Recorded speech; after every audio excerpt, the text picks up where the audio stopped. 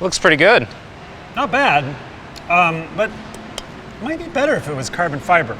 Ooh, high performance. Now that is a 21st century idea. I'm Spencer. I'm Bruce. This is Shop Talk. Before we get into the show today, a word from our sponsor, Bruce. Yeah, the sponsor of today's video is, it's us. Oh, it is. ProsCloset.com is your place to find a certified pre-owned bike, whether it's aluminum or carbon fiber or whatever. Yeah, find your dream bike today at theproscloset.com. Time for the show.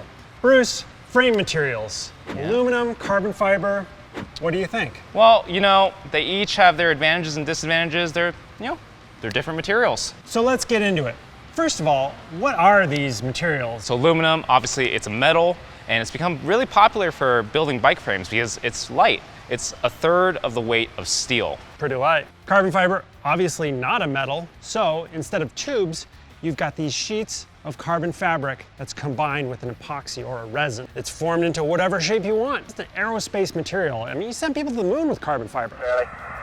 The way we manufacture aluminum frame versus a carbon frame is a little different. Aluminum frames, it's really classic construction style. You take the aluminum tubes and then they're TIG welded together. It's pretty simple. It's heat treated for strength, and then it's hydroformed to get sort of the shape you want for the aerodynamics or the weight that the engineer or bike designer is looking for. To build a carbon frame, you take these different sheets and you put them into the mold by hand, apply heat, apply pressure, and once it's done curing, take it out of that mold and you have to hand finish it.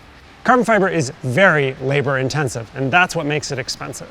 But what are the pros and cons of these materials, Bruce? In general, aluminum bike frames, they're gonna be less expensive, but they're gonna be, good enough for most riders. They're pretty stiff. Sometimes you might say too stiff, but that's gonna depend on the construction or the bike design. And then also, in general, it can resist impact damage a lot better than carbon, but the downside is it's not repairable.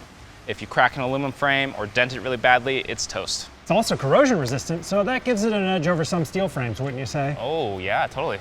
Pros and cons for carbon fiber, as I said, it's not cheap. It takes a lot of hand labor to make the right carbon frame.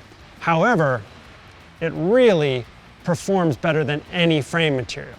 That's because your options are limitless in terms of the shapes you can create, the ways you can make it stiff in certain areas, or flexible in other areas for better ride quality. It's an engineer's playground. One of the biggest benefits everybody talks about is that carbon fiber frames are lighter than pretty much anything you can buy. And if you're racing, that makes a big difference. But it also is susceptible to impact damage sometimes, unlike aluminum, which can be a little more robust. Good thing is, carbon fiber can be repaired. It's actually not that big a deal.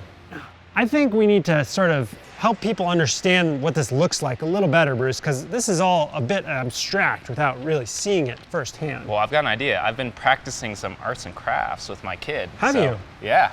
Well, let's go to our art studio here at the Pros Closet and show you what we got. Sweet. All right. Let's try and demo how aluminum and carbon fiber are different and make it a little easier to understand for the people, Bruce. Yeah, for our purposes, we're gonna use this construction paper, blue. Nice. It's aluminum. And as you can see, aluminum's metal. It's pretty much the same in every direction.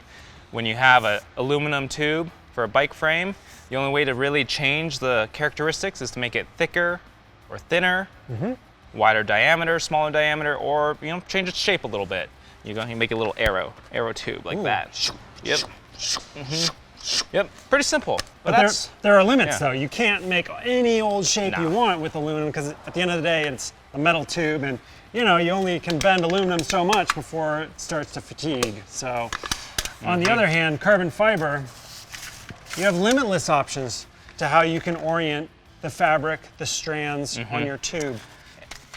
You could do it this way. Yeah. You could do it that way, this way, that way. Let's say you want it like stiff in one direction but flexy in one way. You go like that. But then you're like, oh no, it needs a little stiffness on the end. I'll go like this, right? Do whatever you want, basically. And furthermore, carbon fiber has infinite fatigue life. So unlike that aluminum can, it's just not going to break unless it gets a hard impact. And check this out. You can pretty much make it into any shape you want.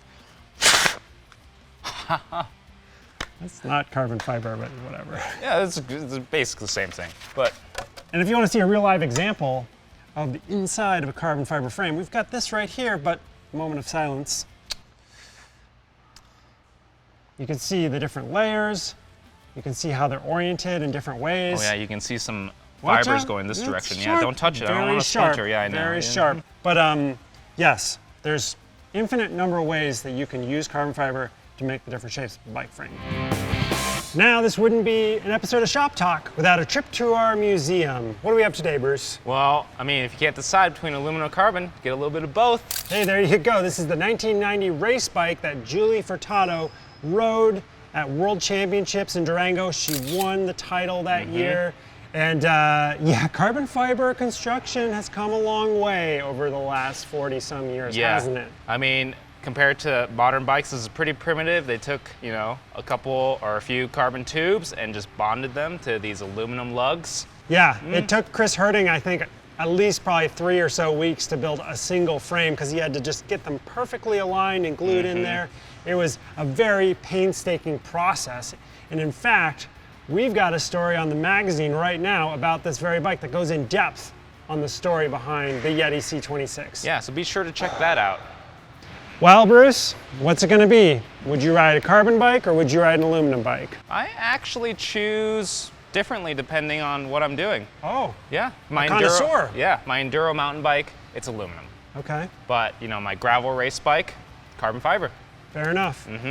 I'm all carbon fiber all the time, my friend. Ooh, Sorry, committed. but we wanna know what you think. Leave us a comment, let us know whether you prefer aluminum or whether you prefer carbon fiber. Yeah, and as always, don't forget to like, subscribe. Share it with your parents. Yeah, we'll see you next time. Thanks for watching. I don't think I would ride this bike, Bruce. I would ride it to the bar. Yeah. Yeah, tell some maybe. great stories. Yeah, maybe. Yeah, I mean, you know the Shimano story? Yes. But That is you're a good gonna one. have to That's one for another day.